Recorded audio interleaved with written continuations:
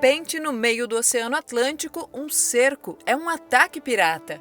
O navio vem de Hamburgo, na Alemanha, com imigrantes e carga, mas os piratas estão dispostos a estragar a viagem. Eles saqueiam tudo. O ano é 1851.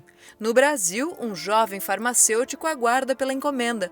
Ferramentas agrícolas, sementes e outros utensílios. A herança que ganhou do pai está toda ali. É o investimento para desenvolver uma colônia particular no interior de Santa Catarina.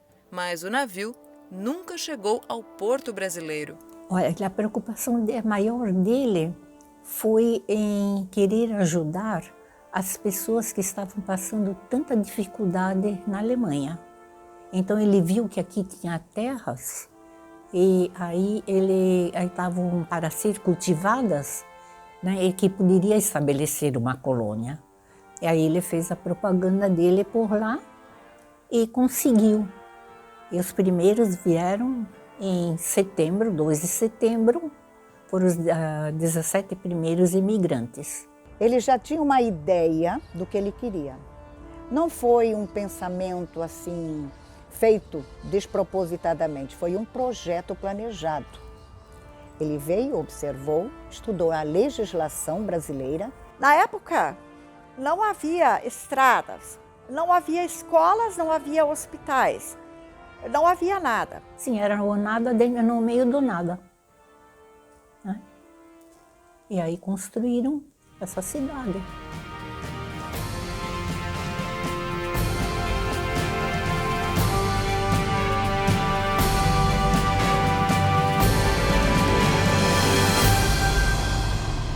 É impressionante a tenacidade, a perseverança, a resiliência do Hermann Blumenau, num país estranho e como hoje, lutando com burocracia, com problemas do governo, o Estado não colaborava. Isso é importante destacar, assim, que ele é visto como herói, mas ele é uma pessoa, né, com defeitos, qualidades, com sinceridades, com muitos desafios. Nós temos um grande número de documentos, uma grande parte desses documentos estão já no acervo do arquivo, estão sendo transcritas, traduzidas. Tudo isso nos permite revisitar o personagem Hermann Blumenau e termos agora um novo olhar com óculos de cores diferentes e diagnosticar esse personagem que é o mentor dessa cidade, Blumenau. Nós recebemos na ocasião, foram 15 DVDs. Em imagens, isso são mais de 7.000 documentos, é bastante coisa. Então tem fotografias, tem documentos, tem cartas, tem mapas, o material é extenso, é muito rico e é fonte primária de pesquisa. O papel dos voluntários nesse processo, principalmente de tradução desses documentos de pesquisa, é fundamental. Trabalho há 15 anos mais ou menos nisso aí, né? E a dificuldade é a interpretação de algumas caligrafias. E, inclusive, mal escritas ou muito miúdas. Você tem que aprender a ler também nas entrelinhas. Muitos textos do Dr. Blumenau são de difícil compreensão. Ele pensa, mas não escreve. Os textos dele são difíceis de compreender, assim como ele próprio também era uma pessoa de trato difícil, introspectivo, calado, depressivo. Ele escreve em algumas cartas que ele ficou semanas doente, de cama. A minha atual situação é excessivamente desagradável, penosa, que quase excede minhas debilitadas forças. Eu acho que eu consegui captar toda a angústia, todas as coisas que o Dr. Blumenau sentia. Não sei, pode ser que vocês acham que eu estou maluca. Mas era isso que eu sentia. Então, isso foi uma coisa pesada. Quando você tem acesso às cartas, aí você vê o que ele escreveu para os seus familiares, para os seus amigos, os seus interlocutores, etc., numa visão mais comercial ou visão mais familiar, e as cartas que ele também recebeu. Aí você vê a pessoa como ela é, e não só através dos documentos oficiais, o que é bastante diferente. Mas é muito importante complementar essas duas figuras, essas duas faces da mesma pessoa. Ele era um homem de 27 anos, praticamente, idealizando um projeto de colonização. E se hoje voltarmos ao nosso tempo contemporâneo, o sonho de um jovem de 27 anos é bem diferente. Nenhum trabalho se faz sozinho. O do Dr. Blumenau também não foi diferente. Muito do que nós temos hoje como Blumenau, o Blumenau se tornou uma colônia de sucesso, foi pela perseverança, pela capacidade empreendedora administrativa do Dr. Blumenau e dos seus colegas, como o Vandenburg, por exemplo. E obviamente que já existiam outras pessoas aqui na região, mas a gente, inclusive no hino de Blumenau, diz que ele é o primeiro a chegar, né? Blumenau tem o nome do primeiro, porque ele foi o primeiro que organizou esse espaço aqui. Na realidade, quantas pessoas viviam aqui? Em torno de umas 700 ou mais pessoas, luso-brasileiros e alemães, vindos de São Pedro de Alcântara. 1848, melhor dito, ele veio ao Brasil, visitou, foi até o Rio Grande do Sul, viajou por tudo, veio até aqui com a Blumenau, ao Vale do Itajaí, digamos, e aí com o Ferdinand Hackrat, eles viajaram por aí tudo e ele se encantou com a região. Então os dois se tornaram sócios e compraram terras aqui. E aqui era para ser uma colônia agrícola, né? Ele estava preocupado com a coisa da questão agrícola. Ele firmou esse contrato de parceria de exploração com o Ferdinand Hackrat, e foi acertado no Rio de Janeiro, tanto é que dali ele volta para a Alemanha para começar as negociações e convidar os primeiros imigrantes a vir para cá. E quando o Dr. Blumenau chega aqui, ele não encontra a colônia, né, ou a estrutura básica reunida como havia sido programado pelo Hackrat, como ele tinha sido responsabilizado.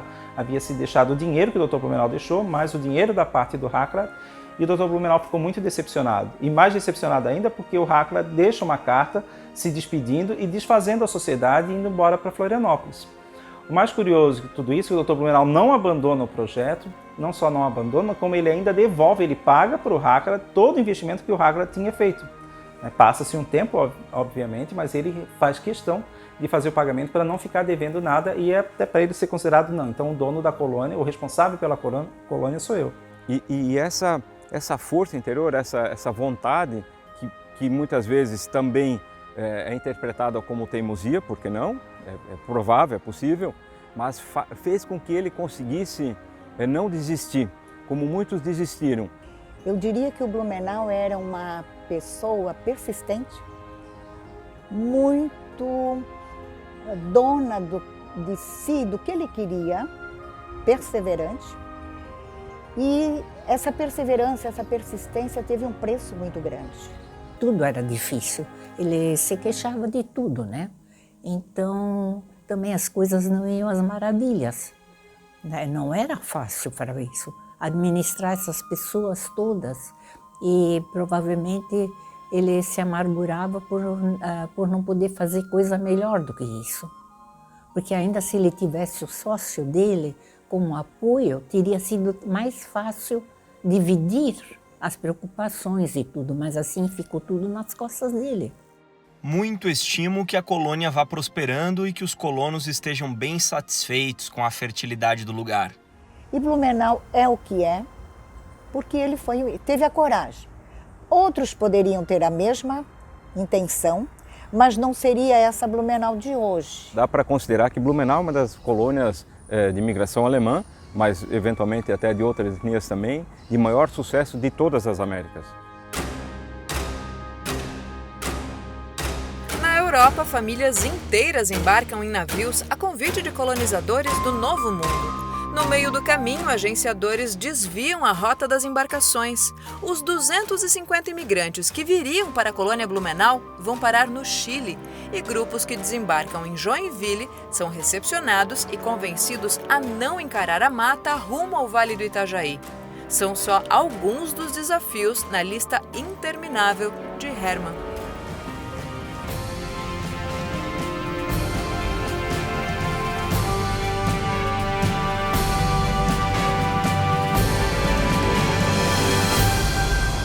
As dificuldades de cara, o que era? O imigrante vinha com um imaginário onde ele encontraria uma cidade, uma região já, de certa forma, organizada. Porque o lugar que ele deixou tinha uma estrutura. E quando ele chega, Mata Virgem. Ele sentia medo da floresta. Mas tem cartas em que uma família que veio em 1856, se eu não me engano, que subindo o rio, eles aguardando quando é que iam chegar na cidade. E a cidade não chegava, eles só viram um conjunto de casas, de ranchos, e aqui eles estavam. Muito interessante, porque ele direciona nas cartas, né? Agora precisamos mais uma leva de pessoas que venham com conhecimento em ferraria. Agora precisamos de gente que tenha desenvolvimento na área da medicina ou que saiba lidar com animais. Enfim, ele começa a especificar isso tudo.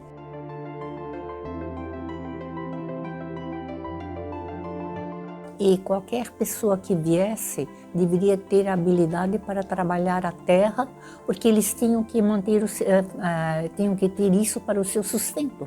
Ele tinha que enfrentar a mata virgem para cortar a árvore para poder fazer a sua casa.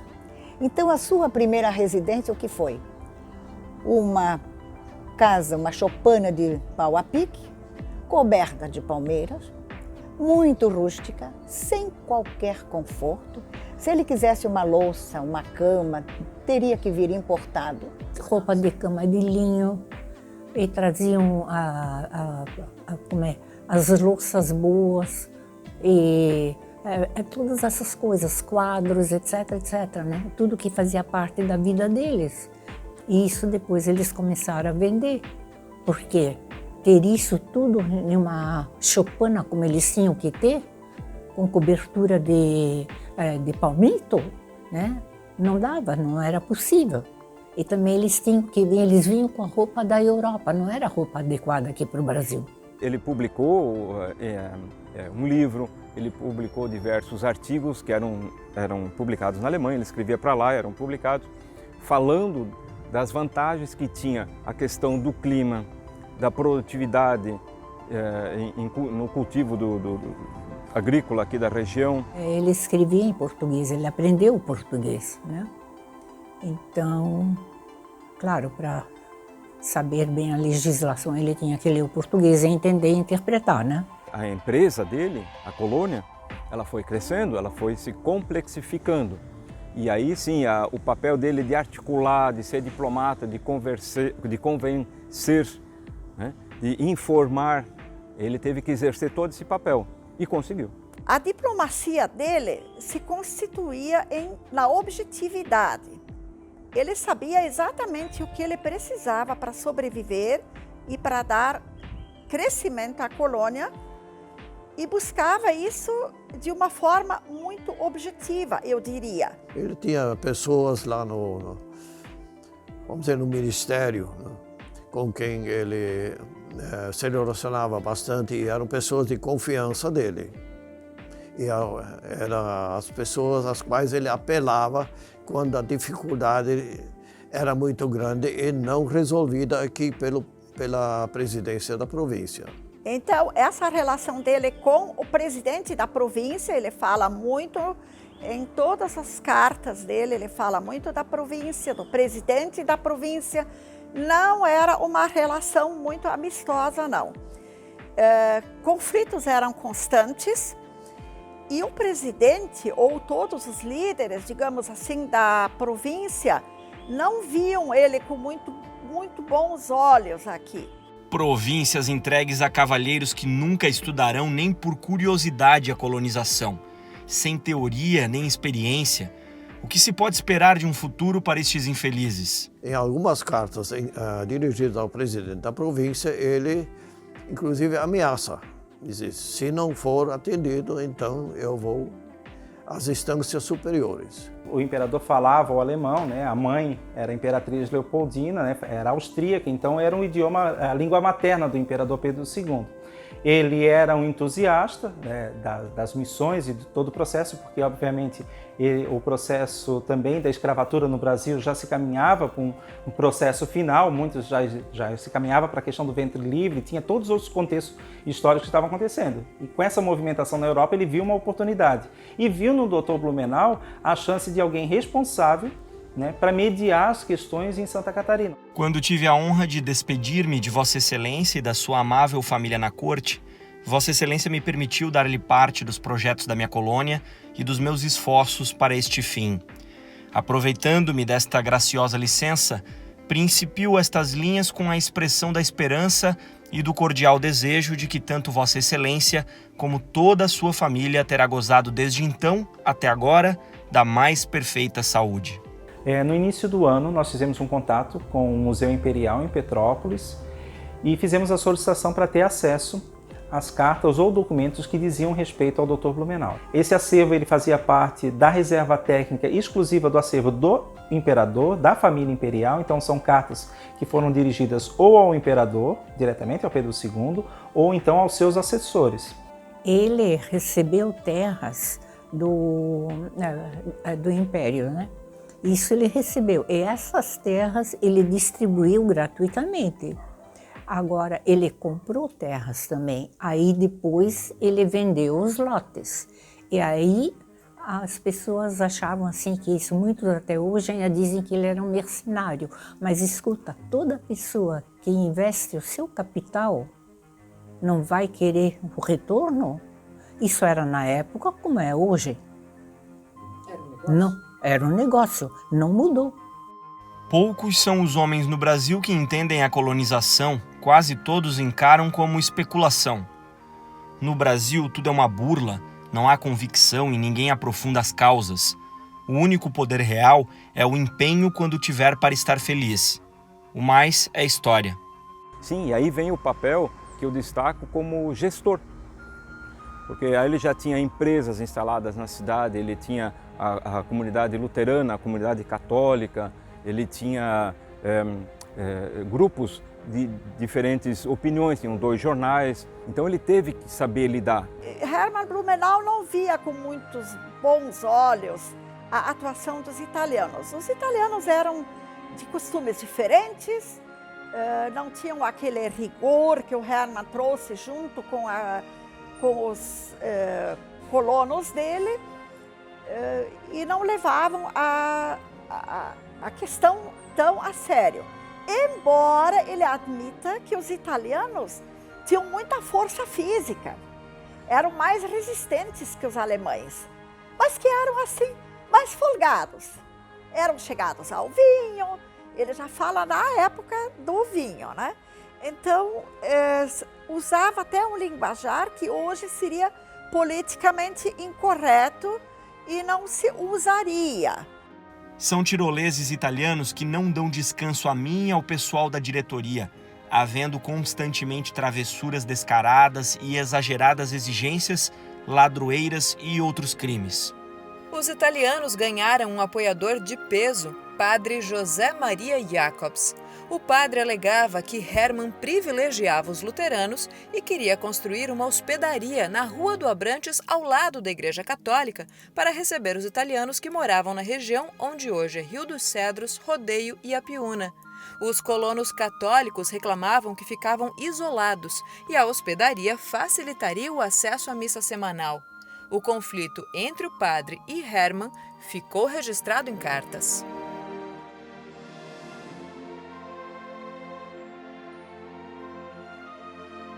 O padre Jacobs, se de um lado mostrou e mostra atividade muito louvável, em que sempre o aplaudi e o apoiei, também me parece ter revelado tendências bastante pronunciadas para excitar um fervor religioso, que talvez se possa qualificar de fanatismo, e no futuro haja de acarretar sérios inconvenientes. Como todos nós, era um ser humano, era um homem, né, que abriu mão de muitas das suas liberdades, dos seus gostos, das suas vontades, porque ele não tinha mais como voltar atrás de um processo que ele iniciou.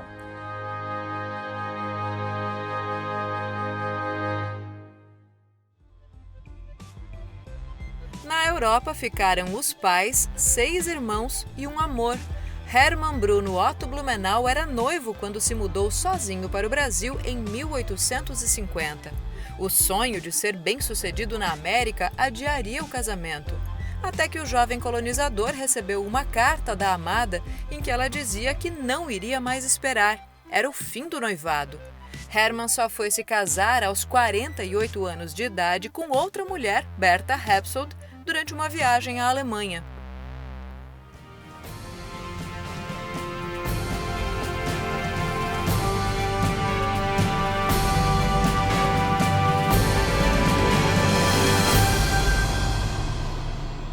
era filha de um relojoeiro abastado, que produzia fábrica de relógio.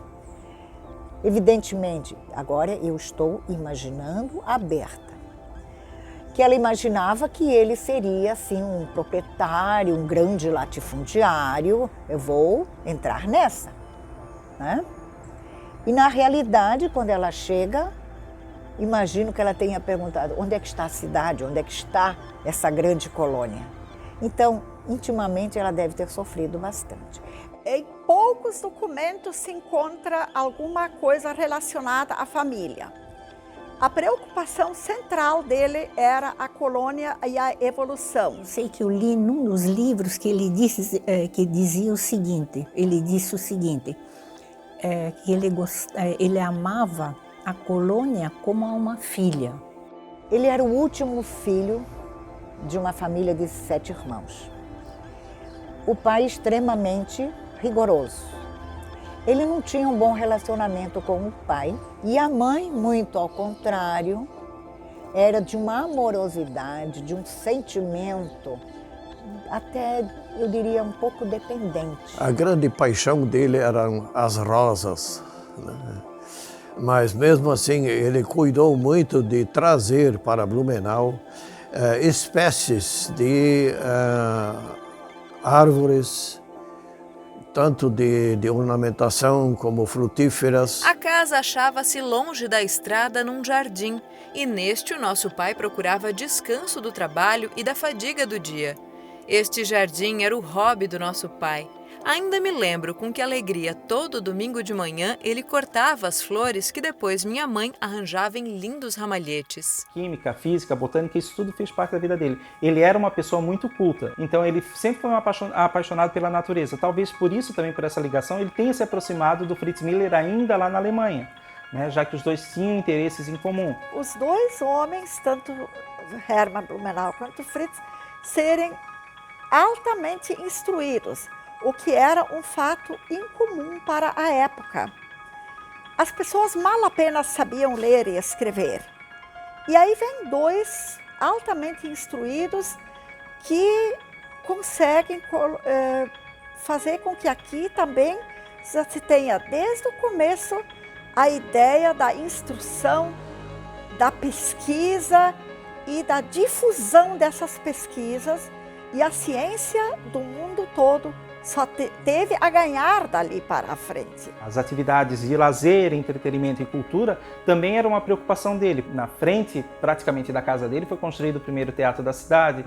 O lote onde hoje é o principal clube social da cidade foi o primeiro clube de atiradores do estado de Santa Catarina. E também incentivava as pessoas para que, quando coubesse dentro da mala, que trouxessem partituras, instrumentos musicais, textos para leitura e interpretação para o teatro. Ele era um sonhador, mas, acima de tudo, ele lutou muito para tornar realidade aquele projeto. Essa ideia do Blumenau sonhador, inclusive o Capanema, que era um amigo dele, que também trocavam cartas, chamava a atenção dele. Deixa de ser um sonhador. E um exemplo típico disso é eu diria assim, um medalhão ilustrado, feito por Bernardo Scheidemante, que era um exímio desenhista, dono de uma litografia, que imaginou o Dr. Blumenau em cima de uma grande pirâmide, de braços abertos, com uma coroa, né? E à medida que os degraus iam descendo, então ele colocava, jocosamente, certas palavras, que os ratos estão comendo, né, alguma coisa. Ele criticava e, ao mesmo tempo, satirizava o fundador, o Hermann Blumenau. Eu me consigo imaginar conversando com ele. Consigo me imaginar ele atuando, planejando, orientando os colonos dele, emprestando dinheiro e pensando, será que eu vou reaver esse dinheiro? Ele fala muito disso nas cartas, do dinheiro que ele emprestava, com o compromisso de voltar, mas que não voltava mais. Assim como outras cartas revelam que ele reclamava sempre da saúde dele, né, de ser surdo do ouvido, de ter problema respiratório, de ter sérios outros problemas de saúde. Recentemente, então, eu fiz a viagem do meu sonho já tinha conhecido a Alemanha, mas eu queria ir como a historiadora, a reencontrar o Blumenau espiritualmente. Deixa me dar um tempo. Me dá um tempo. E lá eu tive a oportunidade e a grande surpresa de me deparar com o testamento do Dr. Blumenau.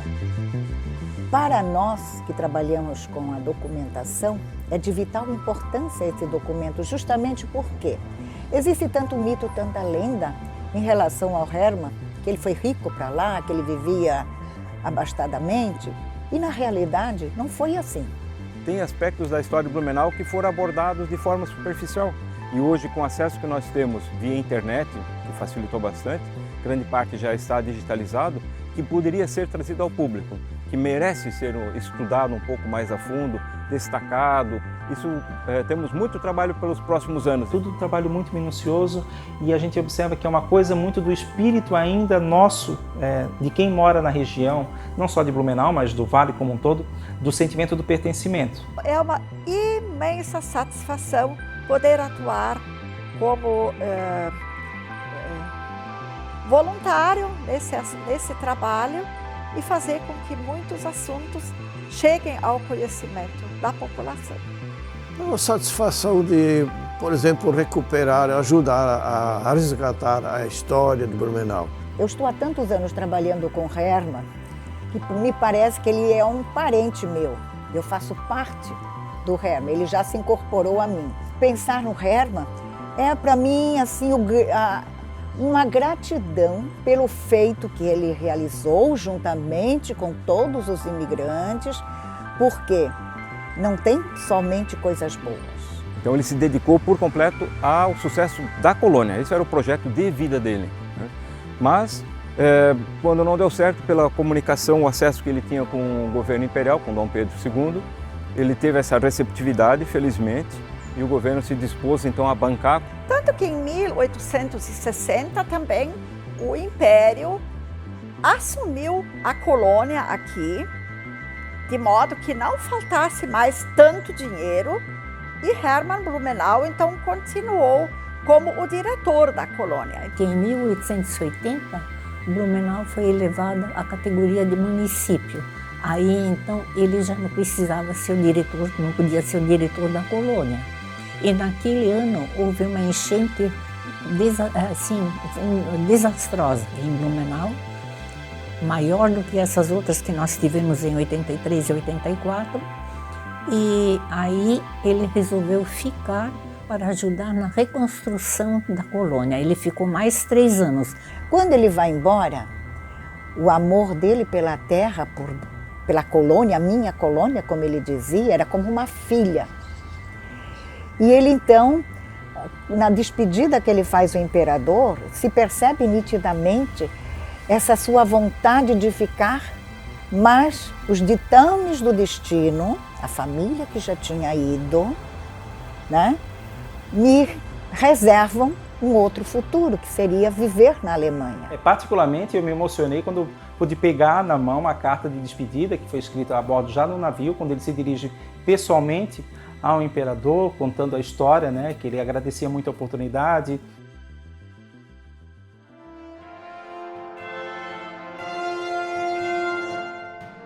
Retiro-me profundamente comovido desta minha bela pátria adotiva, em que passei os dias mais felizes como também os mais tristes da minha vida. Teria desejado deixar um dia minhas cinzas no torrão em que derramei muito suor, mas tenho a reservar-me aos ditames do destino.